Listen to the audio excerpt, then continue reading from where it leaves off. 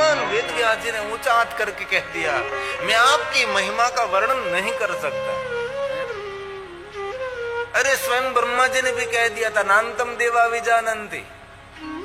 विश्व का कोई देव भी भगवान शंकर जी की महिमा पूर्ण संपूर्ण नहीं कह सकता, तो हम कलयुग में रहने वाले कैसे भगवान शंकर जी की महिमा संपूर्ण पूर्ण कहने की चेष्टा करें? कभी नहीं हो सकता। न त्वे तदवर्णीयाम है, कोई वर्णन नहीं कर सकता।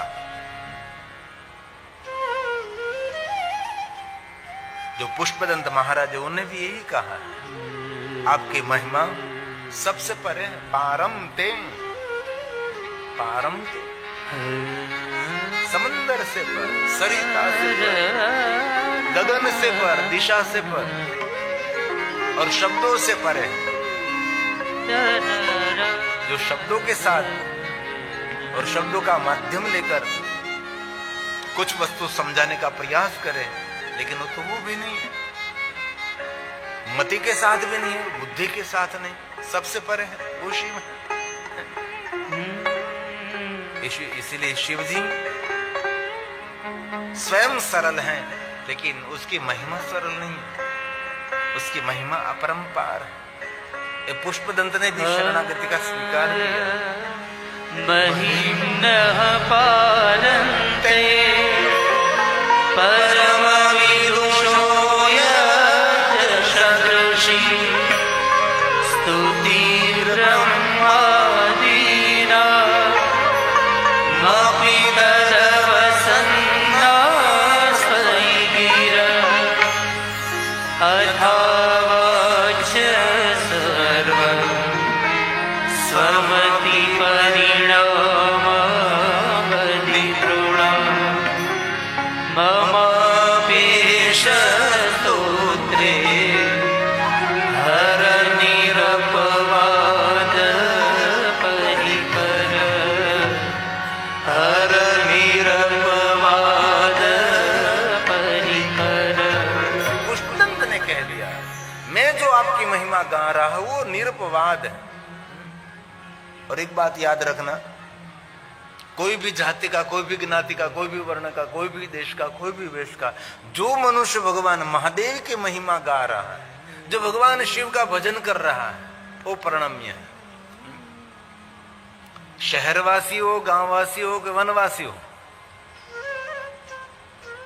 कि शमशानवासी हो कि कैलाशवासी हो, जो कोई भगवान शंकर जी की महिमा गा रहा है, ये हर मनुष्य के लिए तो सही, ऋषि मुनियों के लिए भी और देवताओं के लिए भी वो प्रणम्य, वो वंदनीय है, निरपवाद है, वो निंदनीय नहीं, वो वंदनीय है। इसलिए जीवाग्रे वर्तते तस्य सफलम जीवितम, हमारी जीवा पर भगवान शिव का नाम रहना चाहिए। लेकिन बहुत कम लोग आपको मिलेंगे जो भगवान महादेव का निरंतर भजन करते, जिनका चित्त, जिनका मन भगवान को समर्पित हुआ है। ऐसे तो बहुत कम लोग होंगे। ब्रह्मादि देवता भी भगवान शिव जी आपके महिमा संपूर्ण पूर्ण नहीं कह सके, और मैं कैसे कह सकता हूं? ऐसी शरणागति पुष्पदंत महाराज ने भगवान महादेव की स्वीकार की और कह दिया, अतीत पंथा। अतीत मतलब भूतकाल नहीं, अतीत के आगे कुछ है ही नहीं। इसलिए अतीत शब्द को इतना सीमित नहीं बनाएंगे। अतीत मतलब भूतकाल नहीं, भूतकाल का भी भूतकाल, और सृष्टि का प्रारंभ, उनके आगे का समय, उसको अतीत कहा है। जब से सृष्टि सर्जन हुई, ये पूरा ब्रह्मांड सर्जन हुआ, उससे पहले ब्रह्मांड को सर्जन करने वाला कोई ब्रह्म है, उनसे पहले का समय उसको कहते अतीत। मनुष्य का कोई अतीत नहीं होता। इसलिए सभी पंथों से परे है, नहीं कोई शब्दों के पंथ में, नहीं कोई वाणी को पंथ में, नहीं कोई विद्वता के पंथ में। पंथ मतलब रास्ता, मार्ग, रोड, सड़क, पगडंडी, जो कुछ अर्थ में। नहीं कोई पुराण के पंथ में, नहीं कोई तप, साधन, अनुष्ठान, उपासना के पंथ में। सभी पंथों से परे है भगवान आप। अब तक हम कैसे पहुंचे? इसीलिए पुष्पदंत महाराज ने शब्द दे दिया, अतीत। अतीतः पंथानां तव च महिमा वाङ्मनसि संशयो तद्व्यावृत्यायम् चकितमभिधत्ते श्रुतिरपि सकस्य स्तोतव्यः कतिविदगुणः कस्य विषयः कदेद्वर्वाचीने पतति न मनः कश्चन वचः। वाणी के द्वारा और मन के द्वारा आपकी महिमा कोई नहीं गा सकता, कोई कह नहीं सकता, कोई उसका विस्तृत वर्णन भी नहीं कर सकता। ये भगवान शिव जी की महिमा। इसलिए भगवान महर्षि वेदव्यास जी ने कह दिया, न तवे तदबलिया, मैं नहीं कह सकता। सिर्फ मेरी वाणी को पवित्र करने के लिए मैं आपकी महिमा गा रहा हूं। हम भगवान की कथा क्यों सुन रहे हैं? ममत पिता माने गुण कथन पूर्ण मुझे पुण्य मिले। हम रात्रि के समय 3 घंटे भगवान महादेव को क्यों याद करते? भगवान के लिए नहीं, हमारे लिए याद करते। मुझे पुण्य मिले, मेरा मंगल हो, मेरा कल्याण हो, मेरा सब कुछ ठीक चले। क्योंकि मनुष्य स्वार्थ से भरा हुआ प्राणी है। कोई न कोई दूर दूर तक उनकी कोई तो इच्छा होगी हमारा सब कुछ ठीक रहे भगवान। इसलिए मंदिर जाता रहे, पूजा करता रहे, भगवान की स्तुति करता रहे, पूजा पाठ करता रहे, यज्ञ यज्ञादि करता रहे, सेवा करता रहे, तीर्थ यात्रा करता रहे, सत्संग करता रहे, दौड़ता भगता रहे, मैं सुरक्षित रहूं। श्रेष्ठ महादेव की भक्ति उनको नहीं कही जाती। कोई भय से भगवान की भक्ति करे वो श्रेष्ठ नहीं, निर्भय होकर भगवान की भक्ति करे, कोई भय नहीं। भगवान ईश्वर महादेव आप जैसे आपकी इच्छा, इनमें हमारी इच्छा मिल रही है। इसलिए भगवान की कथा हम क्यों श्रवण करते हैं? हम सबको पुण्य मिले।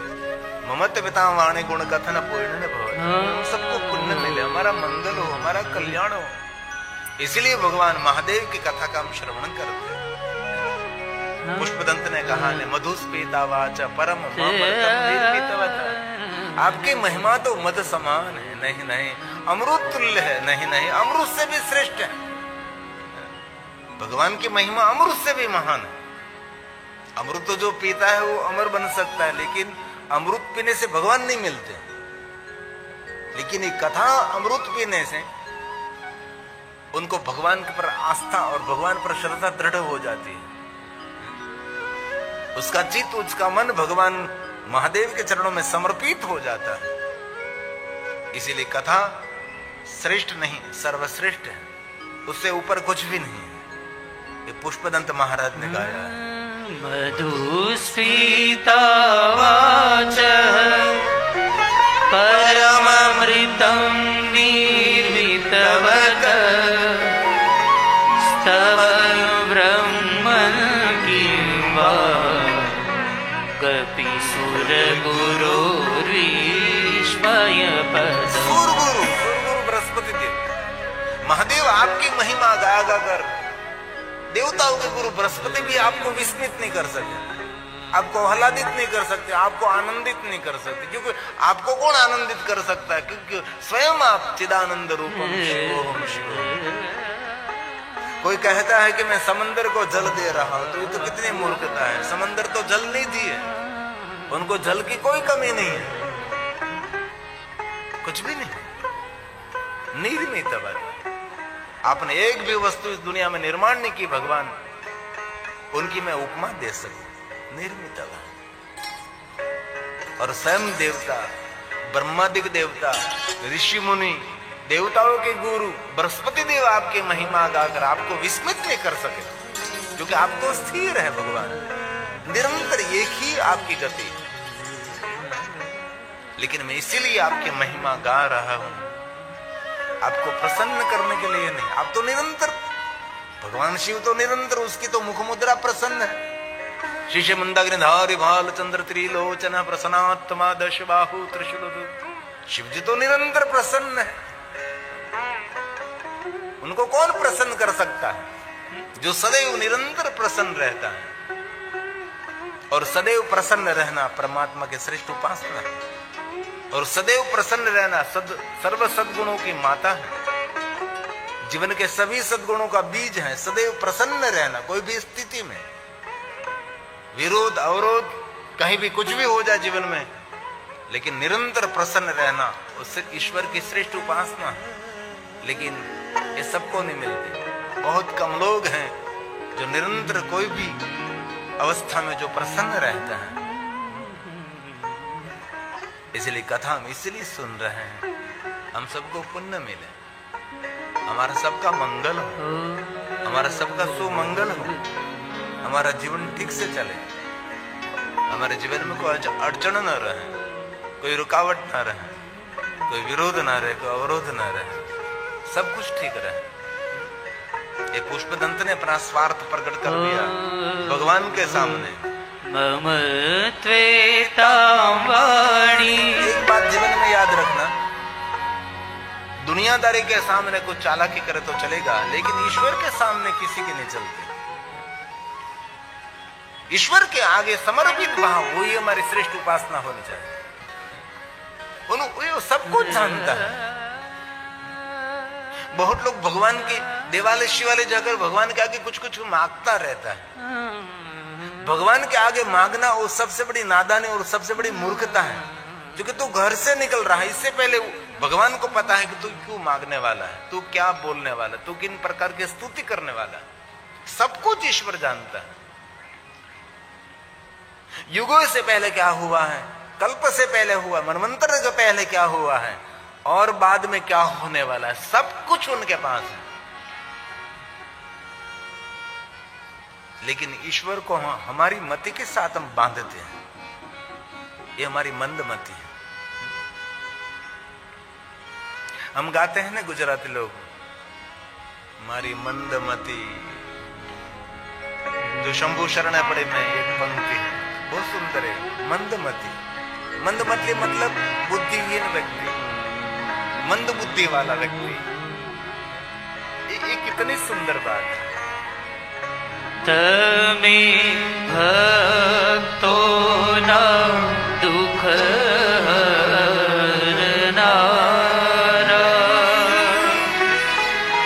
शुभ शवनो सदा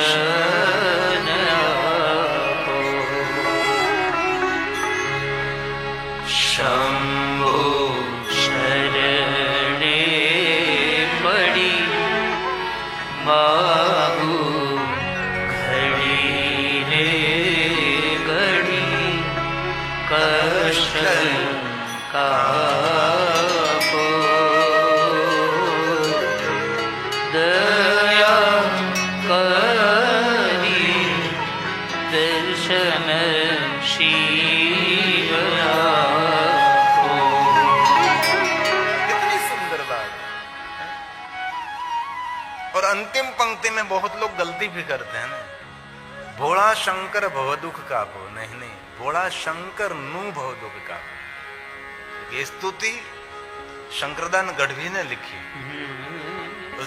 उसका इस पंक्ति में नामाचरण है, उसका नाम है। कोई भी भजन, कोई भी स्तुति, कोई भी लिखता है दिन में, उसका नाम जोड़ देते हैं, अंतिम पंक्ति में नाम जोड़ देते हैं। इसलिए भोला शंकर भव दुख कापो ने, भोला शंकर नु भव दुख कापो। क्योंकि असाध्य कोई रोग हुआ था शंकरदान गढ़वी को, उसने भगवान शिव जी की शरणागति स्वीकार दी। और दुनिया में बहुत कुछ गाया जाता है, लेकिन सब गाया हुआ अमरत्व को प्राप्त नहीं होता। बहुत कम स्तुति अमरत्व को प्राप्त होती है। ये अंतिम पंक्ति शंकरदान गढ़वी के नाम से जुड़ी है। भोळा शंकरनो भव दुःख कापो नित्य सेवानु शुभ फळ आपो भोळा शंकरनो भव दुःख कापो नित्य सेवानु शुभ फळ आपो बहुत महत्व की बात क्या कहा? टाळो मान मदा गाळो गर्व सदा भक्ती आपो दया करी शिवदर्शन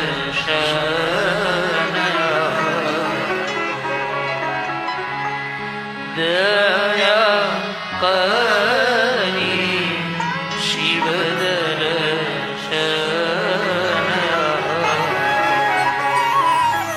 इसलिए भगवान शिव जी की महिमा कहना, सुनना, सुनाना और समझाना संभवे नहीं सर्वथा, कभी नहीं। असित गिरी समम स्यात् कज्जलम सिंधु पात्र। ये भगवान शिव की महिमा है, कोई कह नहीं सकता, कोई वहां पहुंच नहीं सकता। सूरतरु वर्षा देखी नहीं, पत्र मूल पूरी पृथ्वी का कागज बनाया जाए, लिखित अधिगृहित शारदा सर्वकालम। दिन रात माता शारदा लिखती रहे, तदपि तव गुणानामीश पारम न याति। क्या शिव जी की महिमा रही होगी। असित गिरि समं स्यात् कज्जलं सिन्धु पात्रे सुरतरुवर शाखा लेखनी पत्र मूर्ति लिखति अधिगृहीत्वा शारदा सर्वकालम्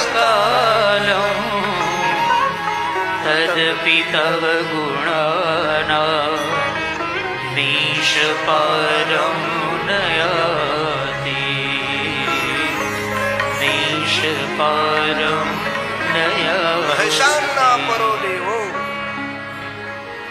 महेशान्ना हे महादेव, परो हे महादेव, हे महादेव। आपके समान कौन हो सकता है महादेव? जगत का सर्जन, जगत का पोषण, जगत का निसर्जन भगवान महादेव आपके अघोर मंत्र के समान कौन है? हे महादेव, हे महादेव, हे नास्ति तत्त्वं गुरो परं हे महादेव, हे नास्ति तत्त्वं गुरो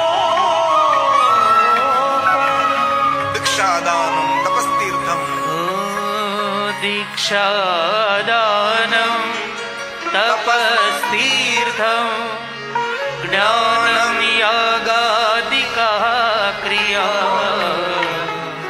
महिम्नस्तव पाठस्य कलां नार्हन्ति षोडशी कलां नार्हन्ति षोडशी।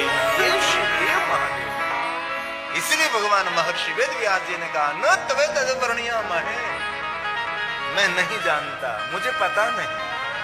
मेरी वाणी को पावन करने के लिए, मेरे चित्त को पावन करने के लिए और मेरे जीवन को धन्य करने के लिए मैं आपकी महिमा गाने का प्रयास करता हूं। आप जगत के पिता हैं, जगत पीतरम शंभु जगत मातरम शिवा। माता च पार्वती देवी पिता देवो महेश्वर। अरे सबके माता पिता, हम किसके संतान? शरीर के तो माता पिता बदलते रहते, लेकिन शरीर छूटता है तो भी हमारे माता पिता है।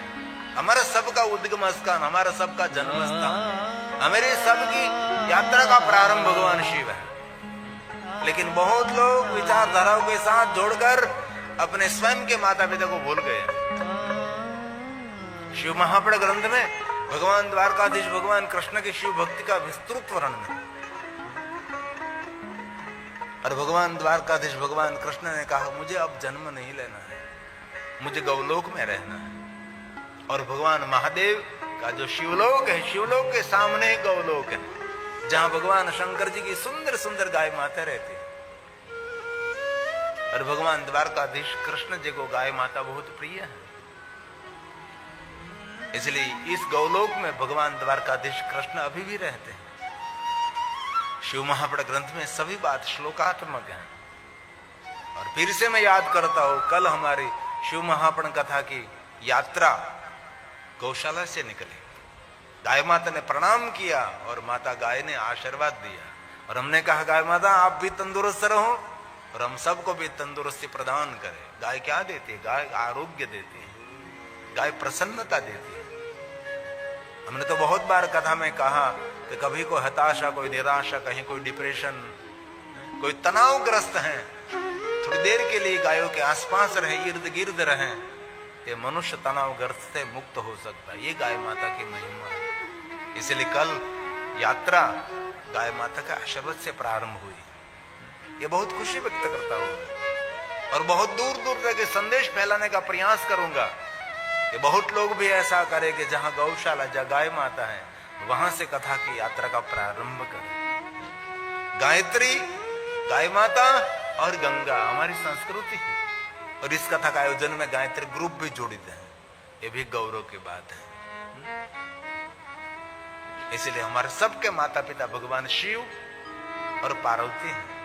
इसलिए कहा माता च पार्वती, माता च पार्वती देवी पिता देवो महेश्वर बांधवा शिव भक्तांच स्वदेशो भुवनं त्रयम् स्वदेशो भुवनं त्रयम्। हमारे को एक देश नहीं, तीनों भुवन हमारे विचरण का स्थान है। ये जन्म इस भुवन में मिला, दूसरा जन्म को और भुवन में मिलेगा, पता नहीं। त्रिभुवन के मालिक भगवान, त्रिभुवन के अधिष्ठाता भगवान शिव महादेव। इसलिए शिव महापुराण ग्रंथ के प्रारंभ में भगवान महादेव को प्रणाम किया, माता पार्वती की वंदना की, तत्पुत्र से गणाधीशम, गणपति को नहीं छोड़ा, गणेश को नहीं भूले। बहुत सारे देवताओं की बहुत कम शब्दों में प्रणाम कर दिया, लेकिन गणेश जी को तो बहुत प्यार से प्रणाम किया। और जो गणेश जी की उपासना करते हैं उन पर महादेव की बहुत कृपा रहती है। हमारे सबके घर में गणेश जी है। और कहते हुए मुझे बहुत दुख हो रहा है, वर्तमान में बहुत सारी विचारधाराओं ने बहुत सारे लोगों को गणेश पूजा से भी वंचित कर दिया। कभी नहीं, हमारे कोई भी कार्य में गणेश तो हमारे पहले चाहिए। विघ्नों के हरता तो है, लेकिन मंगल करता भी है।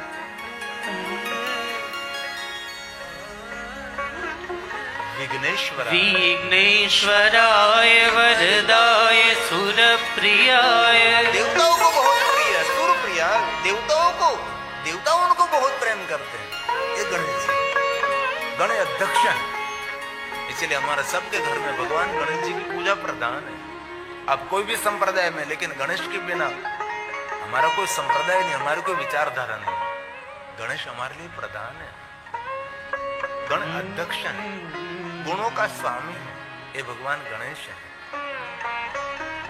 इसलिए मेरे युवान भाई बहनों को मैं हृदय से प्रार्थना करता हूँ, सुबह में आंख खोली भगवान गणेश को जरूर याद करना चाहिए।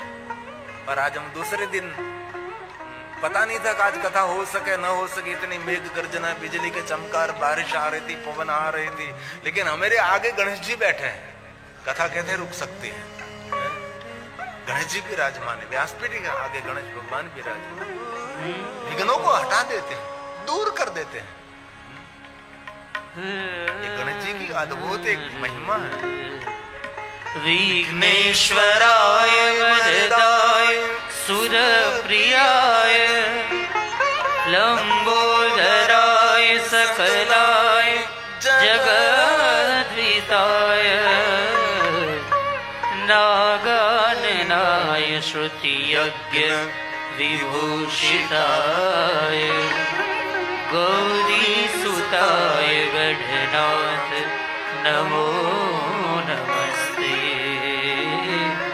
गौरीसुताय गढ़नाथ नमो नमस्ते। और बहुत बार कहा और भी कहता हूं, मेरी यौन भाई बहनों को हृदय से एक प्रार्थना, अन्य स्तोत्र आपको कंठस्थ न हो सके कोई बात नहीं, लेकिन गणेश जी के 12 स्तोत्र तो जरूर कंठस्थ करें। प्रणम्याम शीर्षा देव गबरी पुत्र विनायकम से लेकर स्तोत्र विद्यार्थी को विद्या देने वाला है, निर्धन को धन देने वाला है, पुत्रहीन को पुत्र देने वाला है, और परम गति प्रदान करने वाला स्तोत्र। इनमें बहुत सारे भाई बहन रहे होंगे जिनको स्तोत्र कंठस्थ एक पंक्ति बोलेंगे, प्रणम्यम शीर्षा। प्रणम्यम शीर्षा देवम। मैं मस्तक झुकाकर प्रणाम करता हूँ, प्रणम्यम शीर्षा, मस्तक झुकाकर गणेश में वंदना करता हूँ गणेश भगवान की। और इस कथा में जो संकल्प करे कि स्तोत्र हम कंठस्थ करेंगे, कोई भी स्तोत्र आप 7 दिन बोलो, धीरे धीरे मुखपाठ नजरस्थ हो जाएगा, बाद में नजरस्थ होने के बाद कंठस्थ हो जाएगा। पहले सीधा कंठस्थ नहीं होता, पहले नजरस्थ होता है, नजर रखनी पड़ती है, बाद में कंठस्थ रहता है। मैं प्रणाम करता हूँ, कैसे प्रणाम करता हूँ? मस्तक झुकाकर प्रणाम करता हूँ। प्रणम्यम शीर्षा देवम। कौन गणेश? गौरी पुत्र विनायकम। माता पार्वती का पुत्र गणेश, जो विनय से भरा हुआ है। और हमारा श्रृंगार हमारा विनय है, विद्या की पहचान आपका विनय है, और आपका परिचय आपकी वाणी है। वाणी में विनय है तो आपके जीवन की गरिमा है।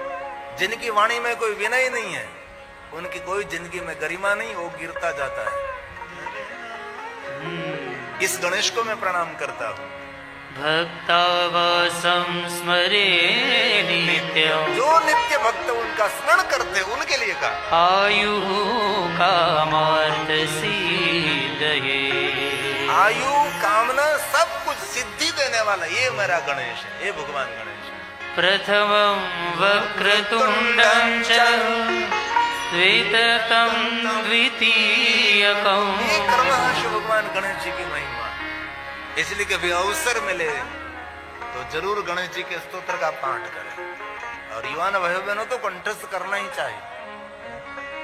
जिनके मन में जो इच्छा है, सब कुछ इच्छा पूर्ति करने वाला गणेश जी का नाम भी इच्छा पूर्ति गणेश। इसलिए भगवान गणेश की वंदना शिव महापड़ ग्रंथ के प्रारंभ में भगवान शिव, माता पार्वती और भगवान गणेश को प्रणाम करते हुए, असमर्थ भाव प्रकट करते हुए भगवान महर्षि वेद व्यास जी शिव महापड़ कथा का प्रारंभ कर रहे हैं। और प्रयाग तीर्थ में शौनक आदि महात्मा सूत पुराण का सुंदर संबोधन करते हैं, महाभाग्यवान कहते हैं। और कथा सुनने वाले सभी श्रोता जो कथा कह रहा है, सूत पुराण को आशीर्वाद देते हैं, चिरंजीव भव। आशीर्वाद वक्ता नहीं देता, आशीर्वाद श्रोता दे रहा है। कथा सुनने वाला आशीर्वाद देने का अधिकार है, वक्ता नहीं। वक्ता तो देता है, जो लेता है वो आशीर्वाद देता है। वक्ता तो सबको देता है, क्या देता है? कथा दे रहा है। जो जिनको मिला है वो आशीर्वाद देने का अधिकार है। आपने किसी व्यक्ति को कुछ दिया तो जिनको दिया वो आपको आशीर्वाद देता है, आप नहीं दे सकते। इसलिए सभी कथा सुनने वाले श्रोता, शौनक आदि महात्मा और सब महादेव के भक्त हैं, सबके भाल में भस्म के त्रिपुंड है, जिन सबके कंठ में रुद्राक्ष है और सबके मुख में भगवान शिव जी का नाम है। ऐसे परम भगवान महादेव को समर्पित भगवान महादेव के परम भक्त सभी सैनिक आदि महात्मा कथा श्रवण कर रहे हैं और सूत पुराण के प्रति भाव प्रकट करते हुए, सूत जी का संबोधन करते हुए, महाभाग्यवान कहते हुए और चिरंजीव भव ऐसा भाव प्रकट करते हुए कथा कहने के लिए प्रेरित कर रहे हैं। और एक एक श्लोक महादेव की वंदना है, एक एक श्लोक शंकर भगवान की पूजा है। सूत सूत महाभाग, महादेव का भक्त महाभाग्यवान है। और विश्व में देव तो अनेक है लेकिन महादेव तो एक है। पुराण तो अनेक है लेकिन महापुराण शिव महापुराण तो एक है। सभी देवताओं को अर्पण कहते हैं, उसको प्रसाद कहते हैं। मेरे महादेव को अर्पण किया हो उनको महाप्रसाद कहते हैं। शिव जी की पूजा नहीं, शिव जी की महापूजा है। शिव जी की आरती नहीं, महादेव की महाआरती है। और भगवान महादेव की रात्रि नहीं, महादेव की वो महाशिवरात्रि है। और महादेव की कथा सुनने से पुण्य नहीं, महापुण्य प्राप्त रहते हैं, जो कभी क्षय नहीं होता, कभी नष्ट नहीं होता। जायते नात्र संशय, ऐसा पुण्य देने वाली है भगवान महादेव की कथा। और कथा अद्भुत नहीं, महाअद्भुतम कथा। कथा सुनने वाला भाग्यवान नहीं, कथा श्रवण करने वाला महाभाग्यवान है। अभी आपका चित्त, आपका मन भगवान महादेव में जुड़ा है, क्योंकि कथा एक मन की श्रेष्ठ यात्रा है। आप भगवान महादेव की महिमा सुन रहे, भगवान शंकर जी की महिमा श्रवण कर रहे हैं, इसलिए महाभाग्यवान है आप। सूत सूत महाभाग, चिरंजीव सुखी भव। सुखी था यश्रावयसि न सात, शंकरो परम कथा, शंकरो परम कथा। मनुष्य मात्र को शांति देने वाली भगवान महादेव की कथा। कथा क्या देती है? कथा तो शांति देती है।